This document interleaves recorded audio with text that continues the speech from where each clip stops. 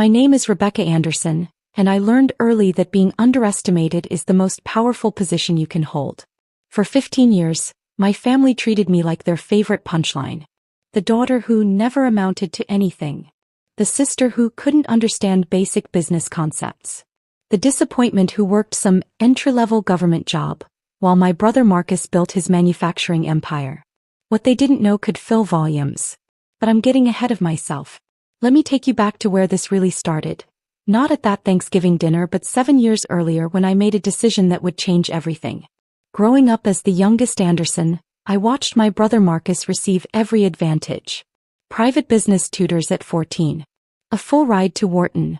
A $500,000 seed fund from Dad's contacts to start Anderson Manufacturing when he was just 25.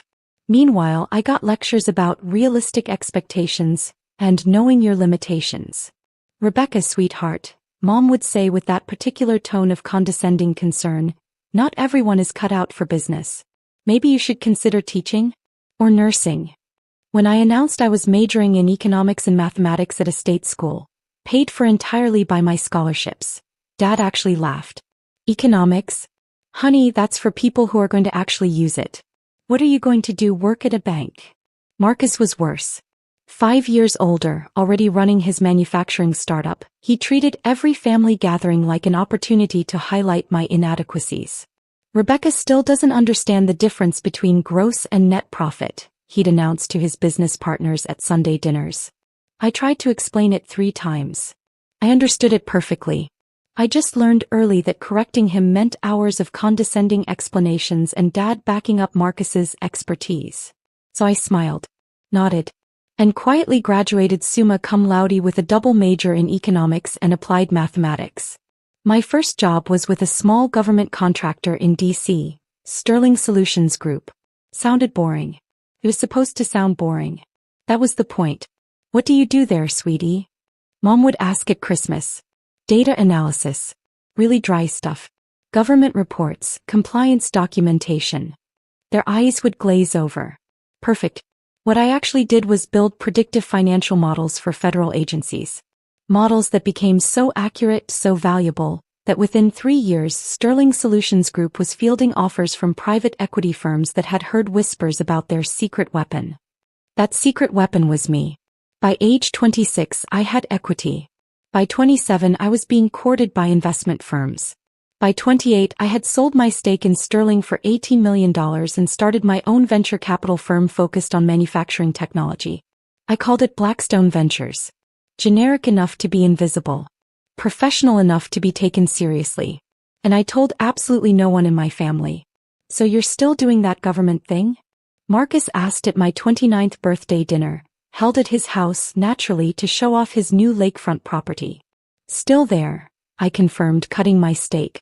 Same desk, same reports. Must be nice, his wife Jennifer added with a saccharine smile. So stable. No stress. Not like Marcus, he barely sleeps with everything he's managing. Marcus preened. Anderson Manufacturing had grown to $50 million in annual revenue. He never missed an opportunity to mention it. How's the expansion going? Dad asked him, ignoring me entirely. Incredible. We're scaling the Midwest facility, bringing in new automation technology. The capital requirements are significant, but we've got investors interested. I took another bite. I knew exactly which investors. I'd spent 3 weeks analyzing his company's financial projections, market position and growth trajectory. Anderson Manufacturing was impressive, not because of Marcus's business acumen but despite it. He had good instincts for manufacturing processes but terrible financial discipline. His books were a mess of over-leveraged expansions and questionable capital allocation. But the core business? Solid. The technology? Leading edge. The market position? Defensible. So when his CFO put out quiet feelers for a $127 million investment to fund a major expansion, I structured a deal through 3 shell companies and a trust that made me completely invisible. The term sheet was simple. Convertible debt with seats on the board held by my representatives, guaranteed returns and strict financial controls. Marcus would get his expansion capital. I would get oversight and a path to majority ownership if he defaulted. My attorney presented the offer through official channels. Marcus never knew I was in the room, metaphorically speaking. Anonymous investor based overseas, his CFO told him according to my sources. Very sophisticated, very hands-off. But the terms are the best we're going to get. Marcus signed without hesitation. For 2 years I watched from the shadows as my $127 million transformed his company. New facilities. Advanced robotics. Streamlined supply chains. Anderson Manufacturing's revenue climbed to $340 million annually. Marcus took all the credit, naturally. You know what separates successful people from everyone else? He'd lecture at family gatherings. Vision. Strategic thinking. The ability to see opportunities others miss. I'd smile and ask him to pass the potatoes. Meanwhile, my venture capital portfolio expanded to 11 companies. 4 successful exits. 7 ongoing investments. Total portfolio value, $680 million. I lived in a modest condo in Arlington. Drove a 7-year-old Honda. Wore clothes from Target. Still at that government job? Distant relatives would ask. Still there. And still single? Focused on my career. They'd nod sympathetically as if I needed their pity. The Wednesday before Thanksgiving, Mom called. Rebecca, sweetheart, we need to discuss something. My stomach tightened. That tone never meant anything good. Marcus is bringing some very important people to Thanksgiving dinner, she continued. Potential investors, business partners. It's a big opportunity for him. Okay. So we need everyone on their best behavior. Professional. Sophisticated. She paused. Maybe you could not mention your job? Or if you do, just keep it vague. Why would I do that? Honey, you know Marcus works hard to maintain a certain image. Having family members in less impressive positions, it just doesn't reflect well. I felt the old familiar burn. My job is perfectly respectable, Mom. Of course it is. For you. It's just, these people are venture capitalists. Very wealthy. Very successful. Marcus needs to seem like he comes from a family of high achievers. So I'm supposed to pretend I don't exist? Don't be dramatic. Just maybe let Marcus do most of the talking. It's his day to shine. I hung up, sat in my home office, worth more than their lake house if they'd known, and stared at my screens. 3 monitors. Real-time portfolio tracking. Investment reports. Market analysis. On the center screen, Anderson Manufacturing's quarterly financials glowed. My $127 million was performing exactly as projected. The company's valuation had tripled. Marcus had no idea that every major decision for the past 2 years had been guided by my representatives on the board. No idea that the anonymous overseas investor, who'd saved his expansion, was his allegedly financially illiterate sister. I made a decision then. I was done being invisible. I arrived at Mom and Dad's house at 2 p.m., carrying a store-bought pie. My armor of invisibility. Marcus's Mercedes SUV was already there, along with 2 other luxury cars I didn't recognize. Inside, the house hummed with expensive cologne and business casual conversation. Marcus stood in the center of the living room, holding court with 3 men in designer sweaters. Rebecca. Mom intercepted me with a tight smile. You're here. Marcus has some important guests. Maybe you could help me in the kitchen? Translation. Stay out of sight. Sure, Mom. I spent the next hour arranging vegetables and being useful while Marcus's voice carried from the other room. Closed the deal last quarter. Brought in $127 million in investment capital. Completely transformed our trajectory. That's impressive, one of the guests said. Overseas investor? Private equity, very sophisticated fund. They recognized what I was building and wanted in. I carved the turkey with more force than necessary. Dinner was the same performance. Marcus at the head of the table. Dad's seat notably, with his guests of honor flanking him. I was relegated to the far end, next to Aunt Carol and her boring husband. The conversation stayed firmly in Marcus's wheelhouse. Manufacturing trends, market analysis, expansion strategies. He spoke with the confidence of someone who'd built everything himself. His CFO, David Chin, was seated mid-table. I caught his eye once. He looked uncomfortable. David knew. He was one of my representatives on Anderson Manufacturing's board. He'd been sending me weekly reports for 2 years. We'd agreed never to acknowledge our connection at family events. But tonight, watching Marcus preen and pontificate, I could see David's jaw tightening. Marcus, one of the investors said, I have to ask, what's your background in advanced financial modeling? The capital structure you've built is unusually sophisticated. Marcus didn't miss a beat. I've always had a natural aptitude for numbers. Some people just see patterns others miss. I set down my fork. Rebecca, Jennifer said loudly, clearly trying to shift attention away from business talk. How's your little job going? Still doing data entry. The table went quiet. I do analysis, I corrected quietly. Financial modeling, actually. Marcus laughed. Rebecca thinks she does financial modeling. She processes reports. I create the models. Sweetheart, Dad interrupted, let's not bore Marcus's guests with work details. One of the investors, a sharp-eyed woman named Patricia, looked at me with interest. What kind of modeling? Predictive analytics, capital structure optimization, risk. She doesn't understand what those words mean, Marcus cut in, his tone playful but cutting. Rebecca's always trying to sound impressive. It's adorable. The table laughed. Polite, social laughter that sliced like razors. She can't even balance a checkbook, Marcus announced, grinning at his audience. I've tried to teach her basic accounting principles 3 times. It just doesn't stick. Dad nodded. Some people are numbers people, some aren't. Nothing wrong with that. I felt heat rising in my chest. Not anger, not yet. Something colder. More precise. I kept eating my turkey. Mechanical bites while Marcus continued. The difference between someone like Rebecca and actual business professionals, he explained to his rapt audience, is understanding leverage, capital efficiency, strategic debt structuring. Convertible debt instruments with board representation and default triggers, I said quietly. Marcus blinked. What? You were explaining sophisticated capital structures, I continued, my voice level. I assume you're referring to the $127 million convertible note with the anonymous investor. The one with the 18-month conversion option and the 3 board seats. The table went silent. Marcus's smile faltered. How do you know about? The debt covenants are pretty standard, I continued. EBITDA maintenance ratios, capital expenditure restrictions, change of control provisions. Though the conversion discount was generous, 22.5% below market valuation at time of trigger. David Chin had gone very still. Patricia was staring at me with open fascination. Marcus found his voice. You're just repeating things you've overheard. The warrant coverage was interesting too, I said.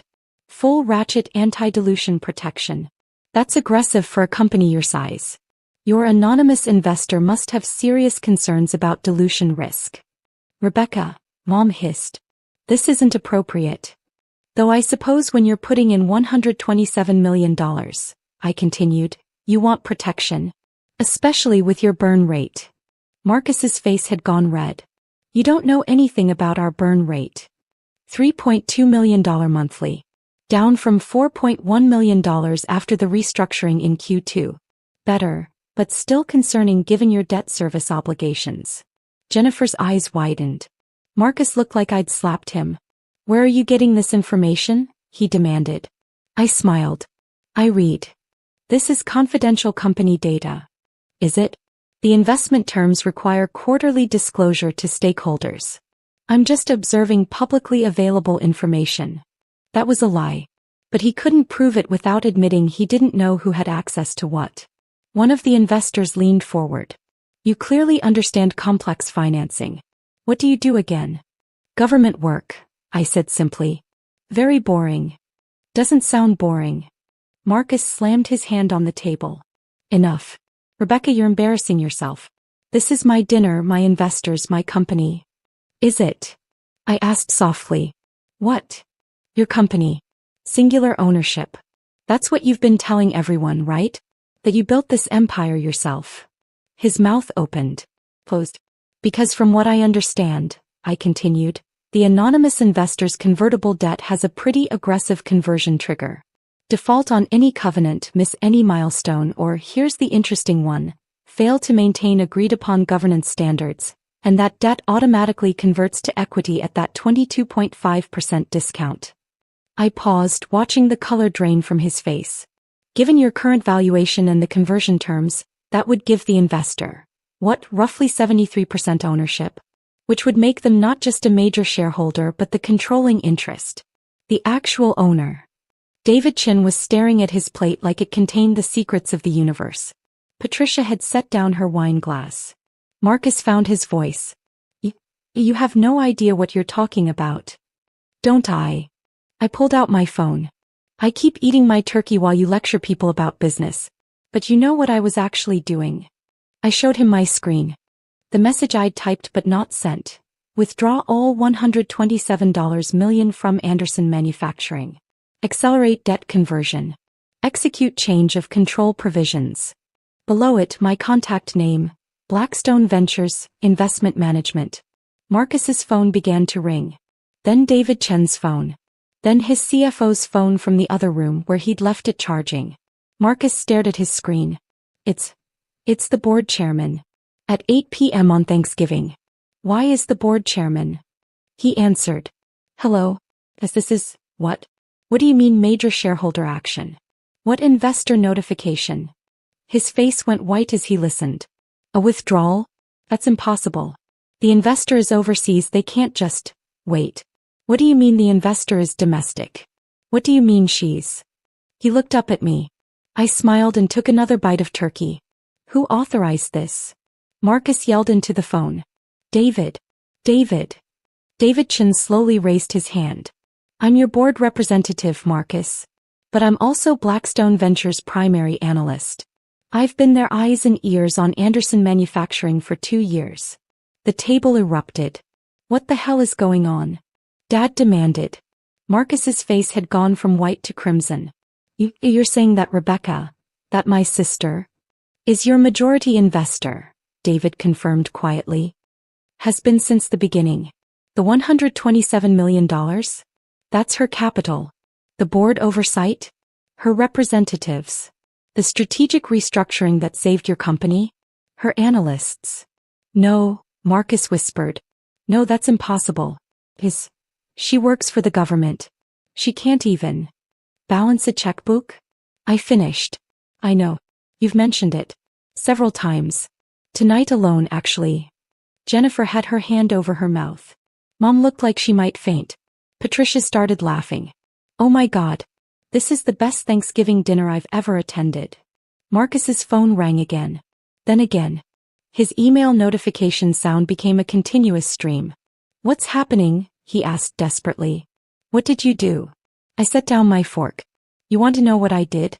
I invested $127 million in a company with solid fundamentals but terrible financial leadership.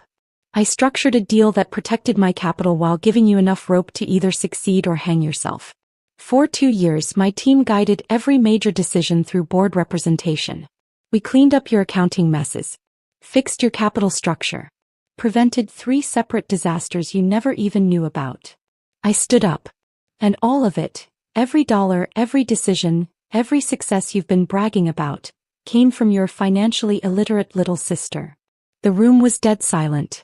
The withdrawal notification you're receiving? I continued. That's me pulling my capital. All $127 million. You have 72 hours to secure replacement financing or the debt converts to equity at terms that give me 73% ownership of your company, your empire, your legacy. You can't do this. I can read your contracts. David has copies if you've lost yours. Marcus looked at David desperately. Stop her. You work for the company. I work for the investor, David corrected. Always have. And as her representative, I'm advising that Anderson Manufacturing's governance has become untenable. The CEO lacks the financial sophistication to manage this level of capital responsibly. This is insane, Jennifer said. You can't just. Rebecca wouldn't. She doesn't have that kind of money. She has $680 million in active portfolio investments, Patricia said. She pulled out her own phone, clearly Googling. Blackstone Ventures. Holy shit, that's you? You're the Blackstone that backed Microdynamics? And the Tessera acquisition. Among others, I confirmed. Patricia laughed again. We've been trying to get a meeting with Blackstone for 6 months. Our fund wanted to co-invest on the Morrison deal. I know, I said. I turned you down. Your due diligence was sloppy. Marcus's phone rang again. He stared at it like it was a bomb. You should answer that, I said. It's probably your lawyer. You're going to need one. I left that Thanksgiving dinner to absolute chaos. Marcus screaming. Mom crying. Dad demanding I explain myself. Jennifer threatening lawsuits. I walked out, got in my Honda and drove home. My phone exploded with messages. Family group chat melting down. Marcus sending desperate texts. We can talk about this. Don't do this to the family. I'm sorry, okay? I'm sorry. Too late for sorry. By Friday morning the financial world knew. Word travels fast when a $127 million position gets liquidated. Anderson Manufacturing's emergency board meeting was leaked to industry publications. Anonymous investor revealed AS founder's sister, read one headline. Family drama rocks $340 million manufacturing firm, read another. Marcus had 72 hours to find replacement financing. At Thanksgiving weekend with every bank closed and investors unreachable. He never stood a chance. Saturday afternoon my attorney called. Marcus's team is requesting an emergency meeting. They want to negotiate terms. No negotiation, I said. The terms were set 2 years ago. He signed them. Rebecca, he's your brother. He's a CEO who failed to maintain governance standards. Business is business. Sunday evening, 71 hours after I sent the withdrawal notice, Marcus called me directly. Rebecca, please. We can fix this. I'll apologize publicly. I'll tell everyone you're brilliant. Whatever you want. I don't want your apologies. Then what? What do you want? I want you to understand what you had. And what you lost. The company?